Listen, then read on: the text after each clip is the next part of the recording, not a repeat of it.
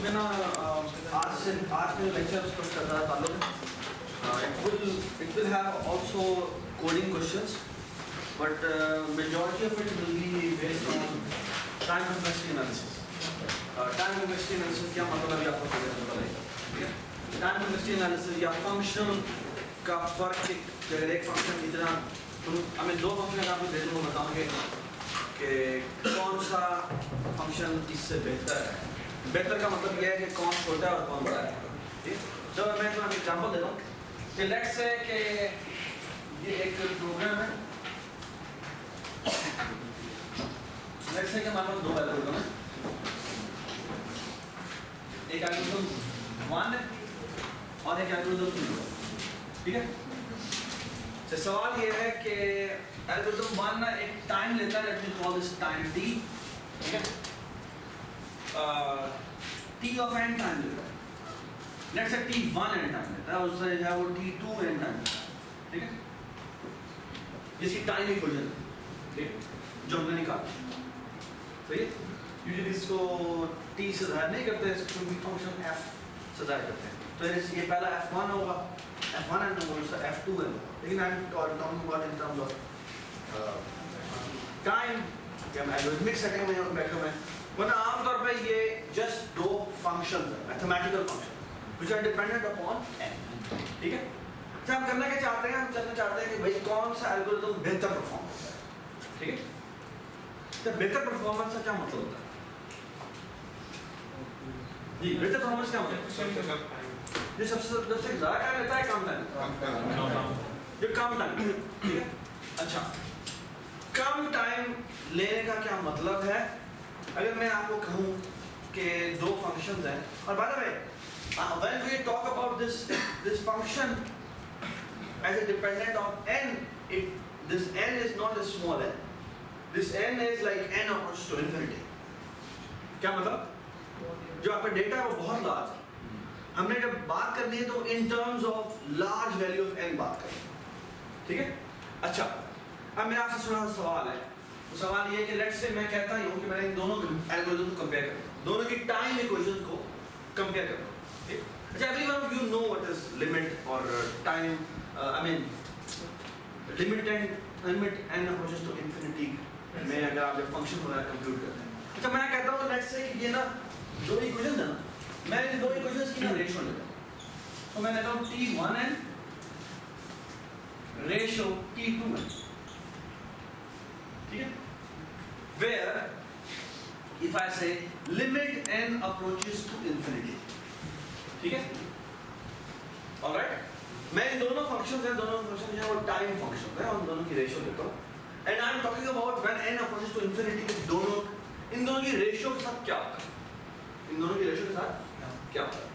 अच्छा, मेरा सवाल ये है कि it could happen, I mean I was going to write few cases and the only possibility is, by the way, these functions are positive functions, positive मतलब कोई negative value नहीं है, वैसे तो नहीं होता कोई एल्गोरिथम है जो कि -5 सेकंड देता है, ऐसा तो नहीं होता। So let's say हम algorithmic setting में बैठे हुए तो all these functions are positive functions, ठीक है? So हर एक वैल्यू जो 0 से ऊपर है, ठीक है? अच्छा बेटा, मैं आपसे सवाल ये करना चाह रहा हूँ कि मैं लेट्स से इन दोनों की रेशियो लूँ, so there are actually 3 cases. First case is when this approaches to what? Infinity. Second, second, 0. Third, constant. ठीक है? तो these are the 3 possible values जिनके ऊपर बेस करके मैं कुछ डिसीजन लेना चाहता हूँ, ठीक है? अच्छा, अब मेरा आपसे सवाल है, बोले कि अगर मैं इन दोनों की रेशियो लेता हूँ, ठीक है? और लेट्स से कि इंफिनिटी आता है, ठीक है? कौन सा फंक्शन बड़ा है? t1n बड़ा है या t2n? अगर इंफिनिटी आ रहा है तो उसका मतलब है जो ऊपर वाली क्वांटिटी वो बड़ी है, नीचे वाली क्वांटिटी वो बहुत छोटी है, इतनी छोटी है कि वो इंफिनिटी आ रहा है। ये समझ में आई सबको बात? अच्छा, अजान, अगर ये सिचुएशन है तो कौन सा एल्गोरिथम बेहतर है। अगर ये सिचुएशन है इन्फिनिटी सिचुएशन तो कौन सा एल्गोरिथम बेटर परफॉर्म करेगा? चुप जी हाँ T2 is better than T1 why? हम जब एफिशिएंसी की बात करते हैं, हम जब प्रोग्रामिंग में एल्गोरिथम की ज़बान में जब हम एफिशिएंसी की बात करते हैं, हेलो भाई, तो हम कहते हैं वो एल्गोरिथम बेहतर है जो टाइम कम लेता है। तो अगर ये सिचुएशन है तो हमें पता है which algorithm is better. Which algorithm is better? So T2. So algorithm 2 is efficient. Does it make sense? Algorithm 2 is better. Why? Because when we take the ratio between their time complexities, this approaches to infinity. When n approaches to infinity. Does it make sense? Does it make sense? Okay? ये बात समझ में आई सबको? अच्छा, इसका कहने का मतलब क्या है? कहने का मतलब ये है कि अगर मैं इस तरह कहूँ तो इसका मतलब ये है कि मुझे बताए T1n बड़ा है T2n बड़ा है? T1n बड़ा है। इसका मतलब है जो T1n है वो T2 की अपर बाउंड है। Can I say that? कि T2 जो है वो T1 से तो कम नहीं चलता है। ये समझ में सबको बात कहते हैं कि अगर मैं रेशियो लेता हूँ इन्फिनिटी को अप्रोच करती है, इसका मतलब जो नीचे वाला जो भी फंक्शन है वो एक्चुअली उसकी बाउंड है ये अपर वाली बाउंड। ये बात समझ? और I can say the other way around क्या कि T1 की T2 जो है वो क्या है वो लोअर बाउंड है। Everybody understand? एक्चुअली इसका मतलब क्या है? इसका मतलब ये है this means when it is infinity it means कि T1n is the upper bound of T2n. Does it make sense? जिसका essentially क्या मतलब है? इसका मतलब ये है कि T2n is less than क्या? T1n when n approaches to infinity. When n approaches to infinity. Does it make sense? Does it make sense? इसे कुछ समझ में आ गई बात? ठीक है? इसका जो उलट है वो एक्चुअली सेकंड केस है। और वो क्या है कि अगर मैं रेशियो लेता हूँ और वो जीरो वाले का मतलब क्या है? T1 0 इसका मतलब है T1n is the efficient का मतलब क्या होगा? क्योंकि ये बहुत छोटा होगा। T1 इसमें हम कह रहे हैं T1n is the upper bound है ना? और अगर मैं यहाँ पर कहता हूँ कि ये जीरो आ जाता है इसका मतलब है T1n is the upper bound of T2. Does it make sense? Is the T1n is the lower bound. T1n is the lower bound of T2, which essentially mean कि T2n is greater than एक minute ना opposite होगा ना। एक minute T1n is the lower bound of T2 हाँ ठीक है T1 so T1 is the lower bound of T2 ये बात सुना यानी कि T1 sorry so T2 is greater than T1 यानी इससे तो greater ही greater है ये बात सुना ठीक है that's what it means ठीक है सर इस कोड केस भी हो सकता है कि दोनों सेम क्या बिल्कुल वो ये है कांस्टेंट जब दोनों कांस्टेंट है इसका मतलब क्या है इसका मतलब है एक्चुअली इसका मतलब क्या है तो मैं अभी थोड़ा सा एक और चीज एक्सप्लेन करता हूं इससे आपको पता लग जाएगा let me tell you one more notation which is exactly equivalent to this ठीक है व्हिच इज एक्चुअली उसमें हम ये चीज यूज करते हैं और वो ये है अच्छा ये पहली बात सुन okay what is whenever I say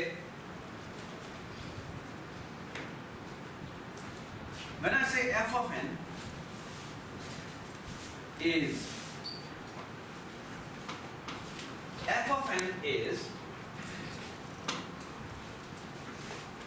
O g of n. What does this mean? क्या क्या जब मैंने बात करा ये जानबूझ के मैंने एक और जो t1 t2 यहाँ मैंने यूज नहीं किया। मैं कह रहा हूँ f of n is O of g of x का मतलब क्या होता है? जब एक पहली बात सुनो थोड़ा सा कि आज मैं आपको बहुत फॉर्मल डेफिनेशन बता रहा हूँ और फॉर्मल डेफिनेशन कैसे काफ़ी चीज़ें जो कि हमने पहले बट जल्दी में बता दी थी आपको, आज आपको बड़ा समझ में आएगा वजह क्या होता है। What does this mean? f of n is O of g of n. Okay? जब मैंने मेरी बात सुने O का मतलब क्या होता है, बल्कि इसकी जगह ना मैं सबसे पहले छोटा हो गई, छोटा होगा क्या मतलब? सुने बात और से। What is O of something? It is, ये देखिए, what is this?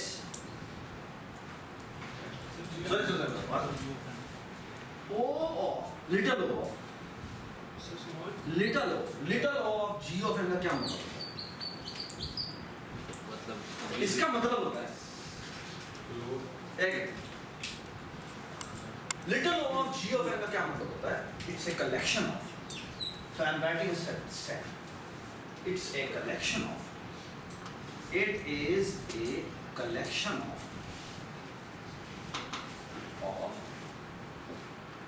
all those functions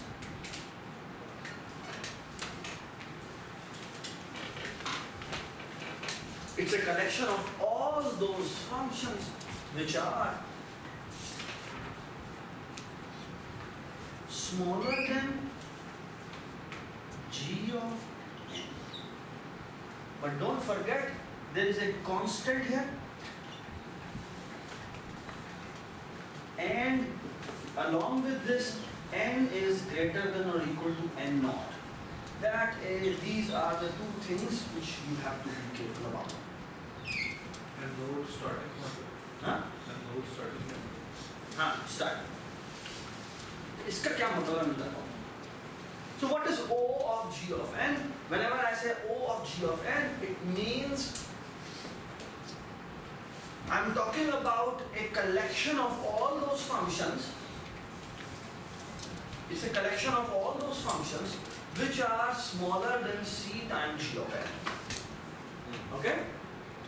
Actually मैं क्या कह रहा हूँ? इसका मतलब ये है. इसका मतलब है it's a collection of all those functions for which this gn is the upper bound. Does it make sense? मैं कह रहा हूँ it is a collection of all those functions. Let me call this as f(i)n. Okay? Where I is arbitrary मर्जी यहाँ is 1 से लेकर infinity तक कुछ लेकर. Such that f of I n जो है that will be smaller than some c times g of n. It means I am talking about all those functions which are smaller than c times g of n. Which means this g of n is the upper bound of all. is the upper bound of all those functions. Okay? अब मेरी बात और सुनिए. When I say the following, that some algorithm is algorithm कहता हूँ या मैं for example मैं ये बात और सुनिए. मैं लिखता हूँ let's say 5n cube plus 3n square plus 100n plus 20. When I say that this thing is less than n to the power 4. Okay? Okay? When I say this is less than n to the power 4, or I say, for example, when I say is equal to O of n to the power 4, what does this mean? Actually, CLR जो हमारी book है, मैं भी दिखाने लगा था वो, उसमें ना एक नोट लिखा हुआ है और उस नोट में वो कहता है it's a very stupid thing to say. It seems like it's a very stupid thing to say. Why? Because what we are saying is the left thing is one function, one mathematical function. And what is this? It's a collection of functions. So, what a nonsense way to say that this thing is equal to this thing. Isn't it? Actually, इस equal का मतलब हमारा maths वाला equal नहीं है.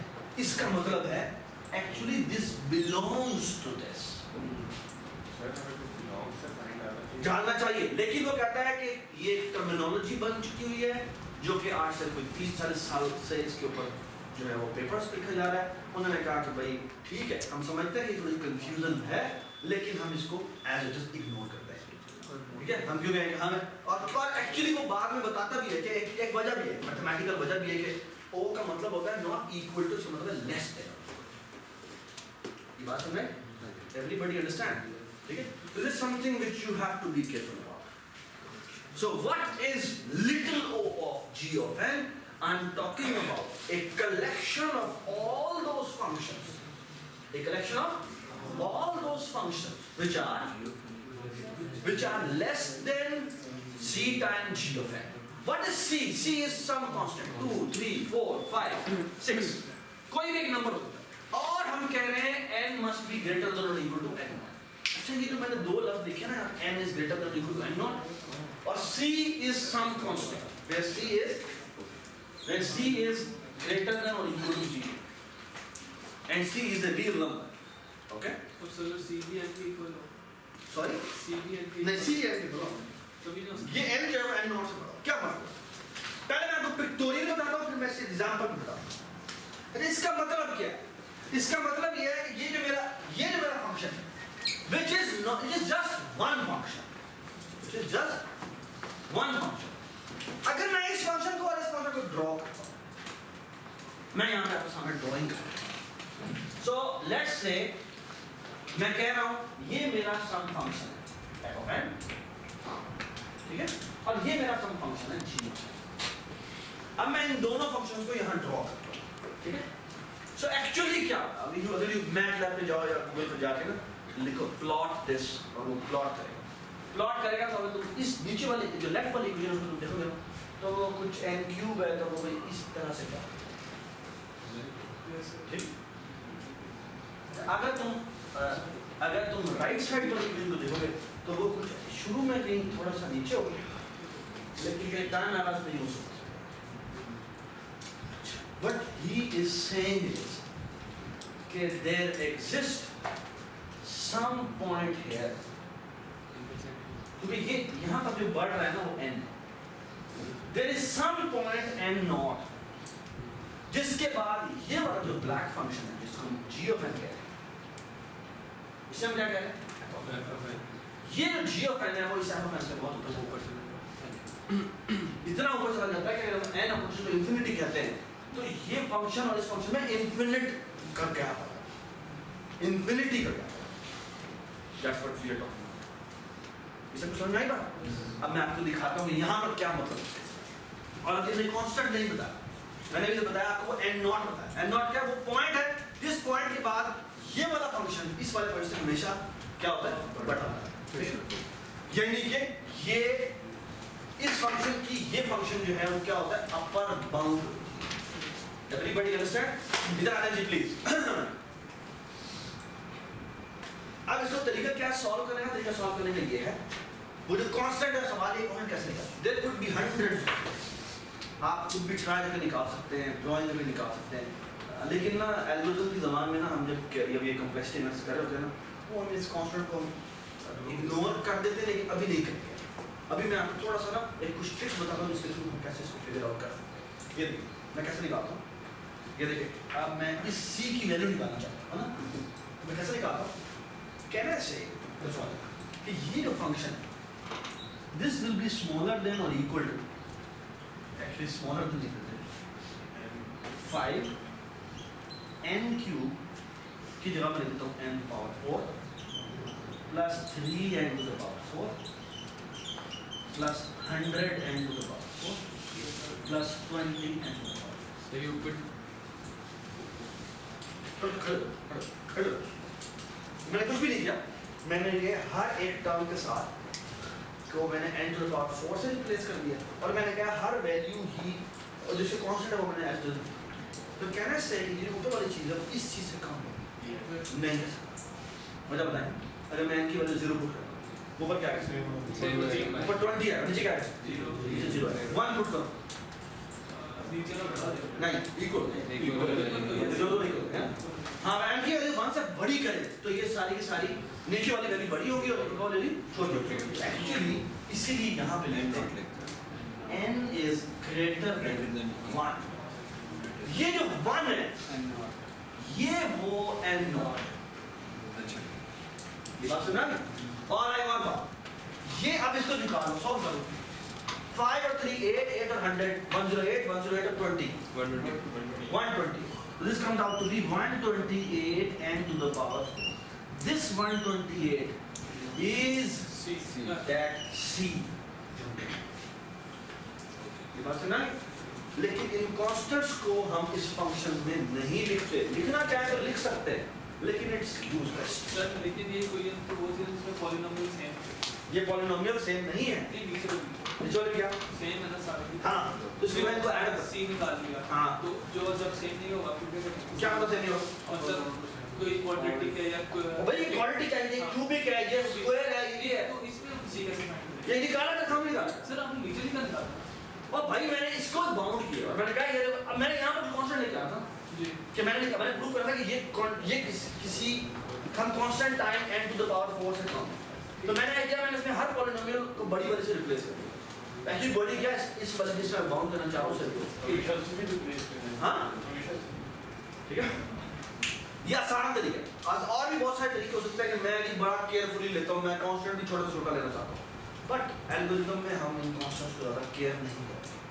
अगर आपने इसकी वजह जाननी हो तो काशिफ का एक बड़ा खूबसूरत लेक्चर है मेरा जो डीएससी का कोर्स है उसमें काशिफ ने बड़ी एक ज़बरदस्त टॉक की पूरा 2 घंटे का लेक्चर काशिफ जिसके लेक्चर भी अपलोड हुए उसने डेटा स्ट्रक्चर में हमारे यहाँ जैसा दिया और बड़ा ही खूबसूरत से एक्सप्लेन किया था why these constants are useless, why these constants are I mean अगर मैं कहता हूँ कोई 64 n to the power 4 है या 60 n to the power 4 है या 100 n to the power 4 है इनमें कोई फर्क ना और वो एक्सप्लेन करता है why तो बड़ा खूबसूरती से if you are interested you can अच्छा but everybody got the idea कि whenever we say little o of something ये बात है कि मैंने little o यूज की लिटिल ओ का मतलब है स्ट्रिक्टली लेस देन होना चाहिए। स्ट्रिक्टली लेस देन का मतलब क्या है? कि इन दोनों की रेशियो लेंगे तो क्या आएगा? when n approaches to infinity लेंगे तो रेशियो लेंगे तो क्या आएगा? infinity आएगा। बात सुना? एक बात इसके साथ एसोसिएटेड ये देखिए मैं ये रेस कर रहा हूं बिल्कुल इसके साथ एसोसिएटेड एक छोटी सी एक और क्वांटिटी है जिसे कहते हैं ये ओ था लिटिल ओ इसलिए का मतलब ये होता है कि I am talking about upper bound but this upper bound is a weak upper bound का मतलब ये कि मैं बुलहान को मेरी हाइट कितनी है और उसी जवाब में वो हमें मिलता है कि इसकी हाइट एफएल टावर से छोटी है। अब ये बात ठीक है लेकिन बात ये है कि ये वीक अपर बाउंड है ठीक है ना ये समझ में आई बात? अच्छा ये बात मिल रहा है there is another notation which is called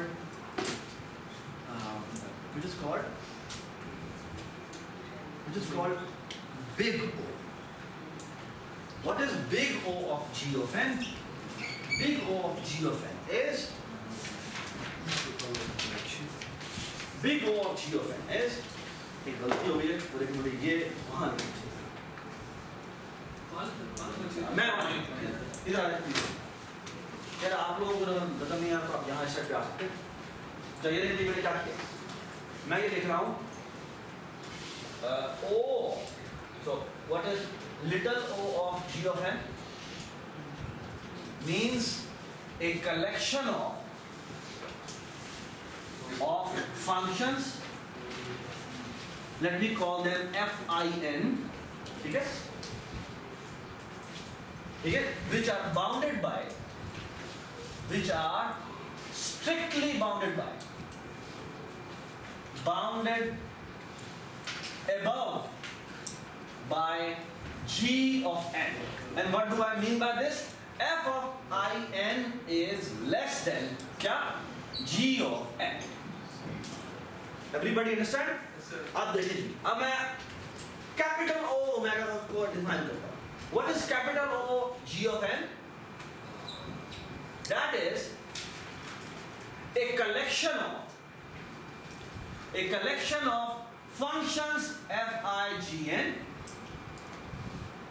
which are not strictly but just bounded above by g of n, which essentially mean fin is less than or equal to g of n. ये बात समझ में आई? When I say less than or equal to g of n, it means I am saying कि ऐसा तो सकता है कि वो दोनों के दोनों तकरीबन equal हो. ये समझ में आई बात या नहीं आई? यानी एक्चुअली मैं आपको बताता हूँ बात. अप्रोचेस तो हमने यानी एक्चुअली वो ये सीन भी होता है. यानी दोनों की रेशियो लें और क्या आ जाए? कांस्टेंट. ये देखिए मैं एग्जांपल देता हूँ. लेट्स से वही बेटा वो वैल्यू बताया क्या थी? फंक्शन क्या था? Sir, 120 120 and cube n cube था. आगे plus 5n plus n square plus 2n plus 100. जो भी है. ठीक है. Can I say that this is less than or equal to n cube? Okay. Not exactly n cube. Some do not forget. This has to be some constant. क्या? Constant होगा और यहाँ पे some n must be greater than or equal to n not होना चाहिए. What does this imply? This imply I am talking about.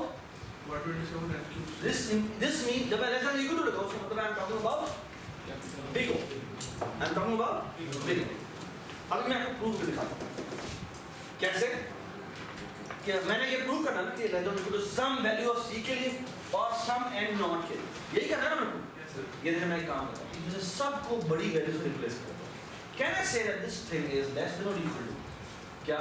20n cube plus 5n cube plus 20n cube plus 100n cube. Sorry? 127 Okay? What is this equal to? This is 127 127n cube less than or equal, where n is greater than or equal to 1. वहाँ पे greater than strictly था. यहाँ पर n not उसकी value कितनी है? Does it make sense? What is little o and big O? Both are just a collection. ठीक है? Collection of all those functions जो के इस फंक्शन से अपर बाउंड होना चाहिए. क्या होना चाहिए? इससे upper bound. Everybody understand? Everybody understand? Now look at this. Now what I will introduce is there is something called little omega. याद है ओमेगा हम यूज करते हैं. ओमेगा में एफएससी उधर नहीं पढ़ा है ना? ओमेगा की वैल्यू कितनी होगी? ओमेगा क्यूब किससे होगा? omega square is equal plus omega square क्या? ओमेगा क्यूब बराबर 1 के होता है, याद है? Omega square plus omega plus 1 is equal to 0. Something like that. अच्छा, मकसद ये था कि तुम्हें ओमेगा याद रखो. ओमेगा याद है कि ओमेगा ये वही वाली, ठीक है? एल्गोरिथम में ओमेगा को लिटिल ओमेगा का मतलब क्या होता है?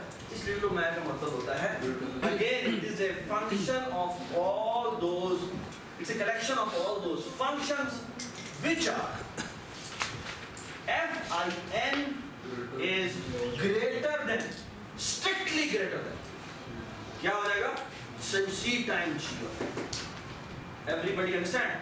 Strictly greater than. Example. Let's say अगर मैंने और इसे कहते हैं लिटिल ओमेगा, क्या कहते हैं? Let's say मैं कहता हूँ वही एग्जांपल ले लेते हैं 120n cube plus 20n 20n plus 5n. Let's say क्या मुझे एक बात दो, can I say that this is strictly greater than?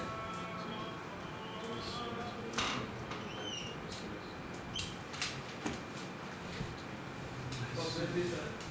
हाँ? Then Q greater होगा. चलो मैं ये No. क्यों? n की वैल्यू 1 पुट करो, n की वैल्यू 1 पुट करो, क्या So equal है.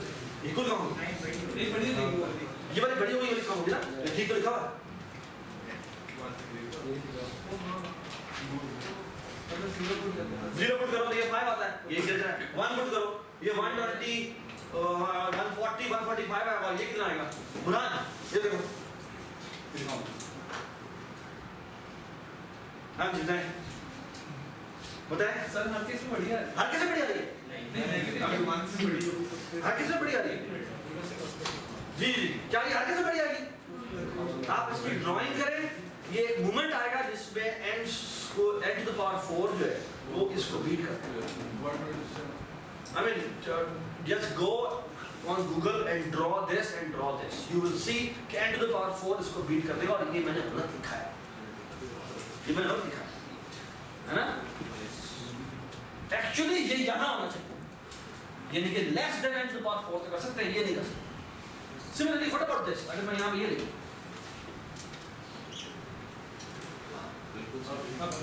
अब ठीक है. What about this? Can I write this? Let's say 1000. हाँ? ऐसे नहीं. Do not forget, I am talking about when n approaches to infinity. Never ever forget it. I am talking about when n approaches to infinity. You take the ratio between the two, you will see. अगर ये नीचे है तो वो infinity को approach करेगा, और अगर ये ऊपर है तो वो 0 को approach करेगा. ये बात समझ में? Yeah, this is the whole point. Everybody understand? So the thing is,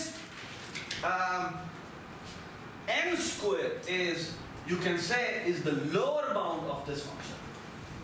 ये बात समझ में? क्या ये चीज यहाँ आ सकती है? क्या ये चीज कहीं कभी भी यहाँ आ सकती है? मैं let's say 1000 times n to the power 2 लिख दूँ, No sir. और बेशक आपको अलाउ है यहाँ पे कोई और कॉन्सेप्ट भी डाल, आप चाहें तो यहाँ पे कोई कॉन्सेप्ट भी डाल, आप जो मर्जी कॉन्सेप्ट डाल. At some level this will going to be beaten by this. ये बात समझ? और वहाँ पर आप फाइल हो. So जब हम यहाँ पर कुछ चीज लिख रहे हैं तो इसका मतलब है कि it should be upper bound when n approaches to infinity. ठीक है? आप जितना बड़ा मर्जी कॉन्स्टेंट डाल दें, आप 10 raised to the power 100 डाल दें, at some level पे जाके this will be beaten by this. Okay? ये बात समझ? Because when we are talking about n approaches to infinity, we are talking about n approaches to infinity. ठीक है? Infinity is far bigger than 10 raised to the power 100. Infinity is far bigger than 10 raised to the power 200. Infinity is far bigger than 10 raised to the power 3000. ये बात सुनाई? Although practically ऐसा नहीं होगा, लेकिन हम कह रहे हैं हमारी algorithmic notation उसमें हम बात कर रहे हैं n approaches to infinity. ये बात सुनाई? ये देखिए.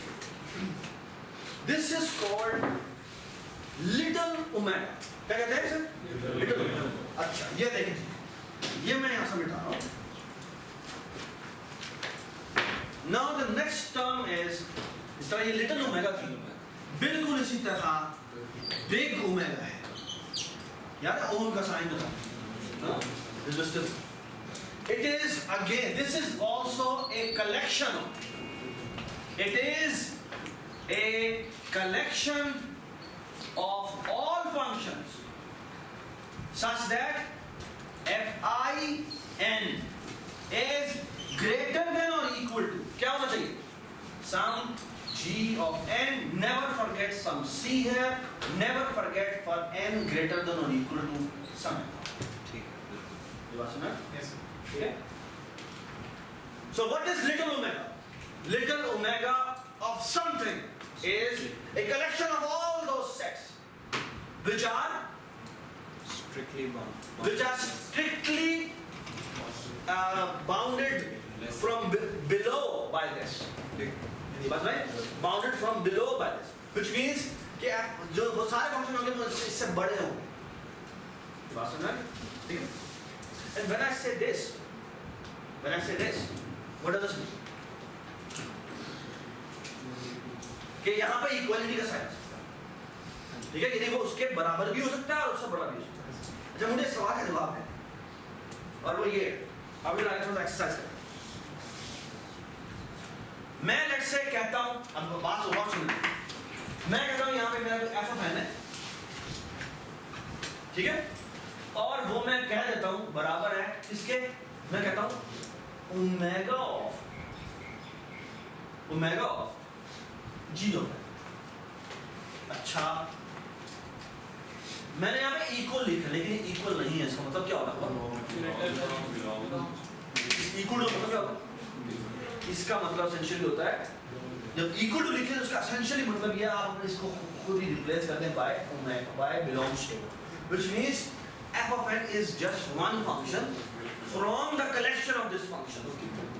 ये बात समझ आई? जो कि कौन सी कलेक्शन है जिसमें g of n is the lower bound, is the lower bound. एक बात बताइए, can I say that this thing implies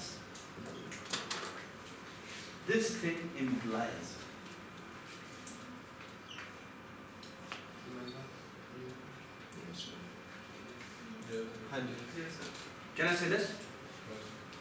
If something is this, can I say that that thing is also this? क्यों? वो भी इक्वलेशन ही है ना. हाँ, अगर कोई चीज़ मैं कहता हूँ भाई इससे स्ट्रिक्टली ग्रेटर, तो मैं इजीली कह सकता हूँ कि वो ग्रेटर देन और इक्वल टू है. ये समझ में आई बात? अगर मैं कहता हूँ कोई क्वांटिटी है जो कि इससे ग्रेटर देन है, इससे ग्रेटर देन का मतलब क्या है? कि वो ग्रेटर देन और इक्वल टू भी होगी. लेकिन तेरी हाइट जो है मैं कह रहा हूँ 6 से ग्रेटर है, 6 फीट से ग्रेटर है ना? तो वो मैं कहता हूँ 6 से ऊपर है, और मैं कहता हूँ यार 6 इक्वल भी हो सकती है, उससे ऊपर भी हो सकती है. क्या ये टर्म बराबर नहीं? लेट्स से मैं कहता हूँ तेरे पास एक क्वांटिटी, तेरे पास ना लेट्स से 1000 रुपए से ज्यादा पैसे हैं, ठीक है? एक सेंटेंस है तेरे पास 1000 से ज्यादा पैसे हैं, और इसी सेंटेंस के फौरन बाद मैं ये कहता हूँ इसका मतलब तेरे पास 1000 रुपए या इससे ज्यादा पैसे है ना? लेकिन अगर मैं इसका उलट कर दूं, अगर मैं कहूँ something is this, so from this to this is correct, है ना? What about from this to this? Can I say something is greater than और equal to something and also greater? This implies this. ये हो सकता है? ये नहीं. क्यों? क्योंकि अगर वो इक्वल हुआ तो ये कंडीशन जो फिर वो ये कंडीशन जो फिर, तो अगर मैं आपको कह दूं कि something is little omega of something, it immediately means omega of something, big omega of something. But if something is omega of something, then it does not mean that it is little omega of something. You must right? Same is true here. Same is true here. What? If something is over, खड़ा जाओ उधर.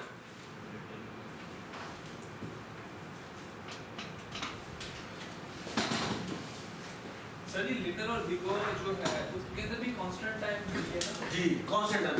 यहाँ पर भी आप समझ लें constant time जी है, और यहाँ पर भी कांस्टेंट है. Where do not forget n is greater than or equal to some n. n is greater than or equal to some n. ये बात सुना? जरा आगे देखिए.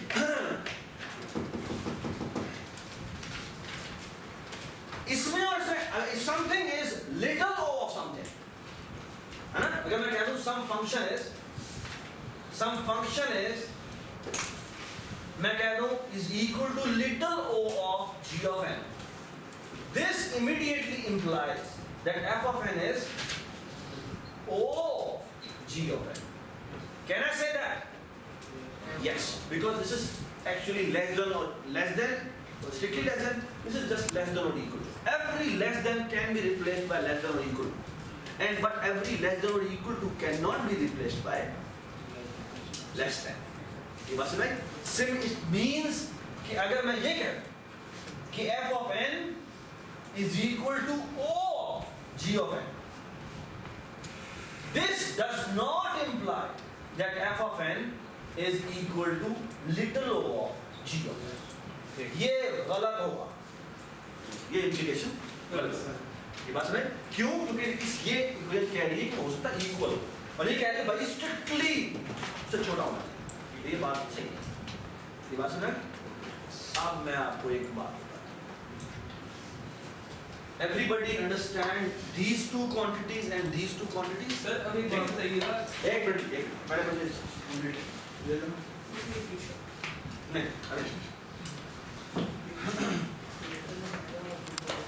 आप मेरी बात गौर से please look at this. Now look at this.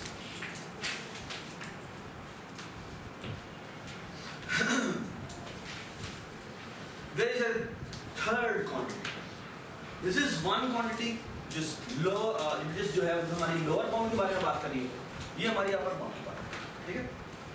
There is a third quantity which is called theta of n.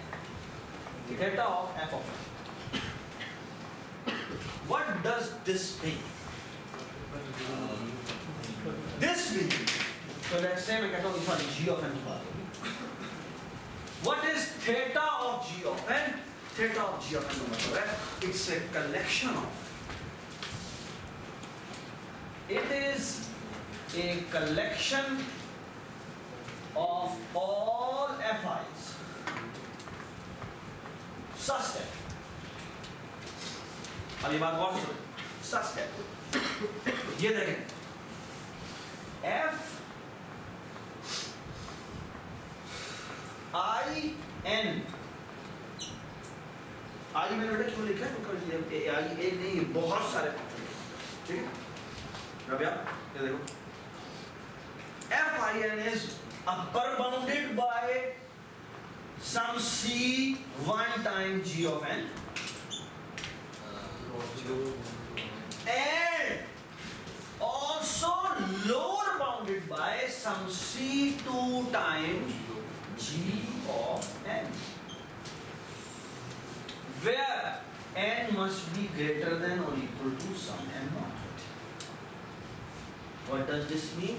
It means I have found the closed bound of this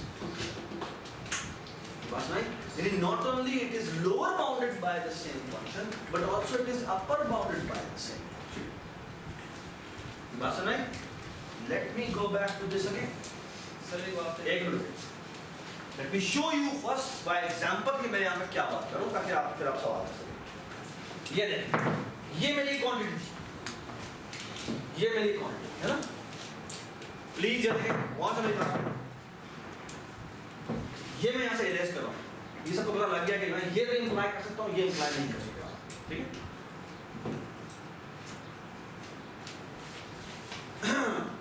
एक मिनट. अगर बेटा मैं आपको कह दूं कि मैंने इस क्वांटिटी को, ये मेरा फंक्शन है. This is my function F of N, जिसको मैंने बाउंड निकाला. इसकी मैंने कौन सी बाउंड निकाली है? क्लोज बाउंड निकाली. क्लोज बाउंड का मतलब है आई am talking about upper bound and lower bound by the same function. Lower bound and upper bound by the same function. Look, ये मेरी क्वांटिटी है. मैं क्या करता हूँ? लोअर बाउंड निकालता हूँ. Can I say that 20n cube plus 50n squared plus 2n plus 100? Can I say that this is greater than or equal to n? Alishma, can I say this? That this quantity is greater than or equal to n? Can I say this? कुछ already पहली value है. सिवाय n is equal to 0. नहीं, n is equal to 0. Yes.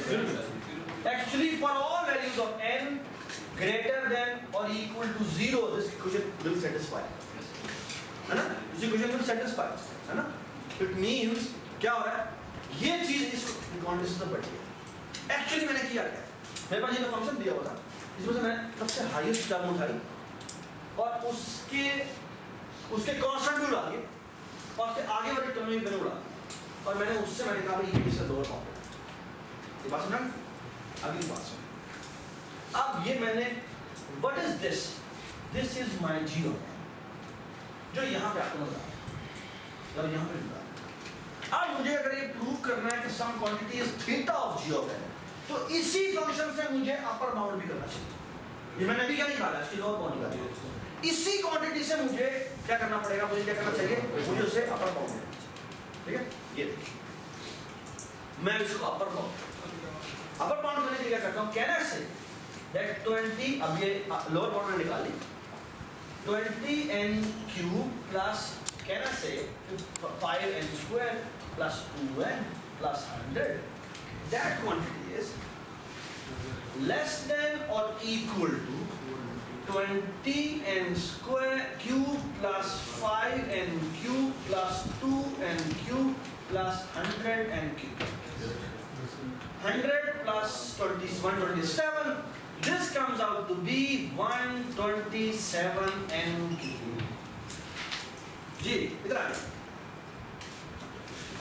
So this quantity is 20 n cube plus 5 n square plus 2n plus 100, which was my f of n, is less than or equal to some constant c1 time n cube, where c1 is equal to 127 and n is greater than or equal to क्या होना चाहिए? अब हाँ? नहीं zero में तो ये zero होता है और ये कोई वैल्यू आएगी 100 आएगी, तो जीरो पर नहीं हो क्या होगा, n must be greater than or equal to क्या होगा?